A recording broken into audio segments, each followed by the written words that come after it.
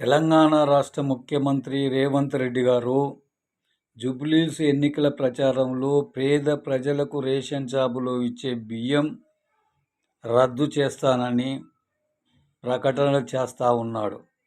మీరు ఆ విధంగా రద్దు చేసినట్టయితే మీ ఎమ్మెల్యే పదవి, మీ ముఖ్యమంత్రి పదవిని రద్దు చేసే హక్కు పేద ప్రజలకు ఉంటుందని తెలియజేస్తూ ఉన్నాం.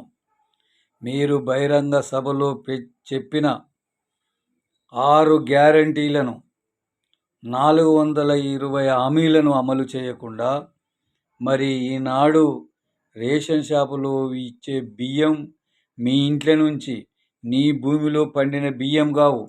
పేద ప్రజలు శ్రమ చేసి కష్టం చేసి తెచ్చిన డబ్బు ద్వారా వచ్చే బియ్యాన్ని, ప్రజల బియ్యాన్ని రద్దు చేస్తుంటే ప్రజలు ఊరుకోరని భారత కమ్యూనిస్టు పార్టీ తెలియజేస్తూ ఉంది, హెచ్చరిస్తూ ఉంది.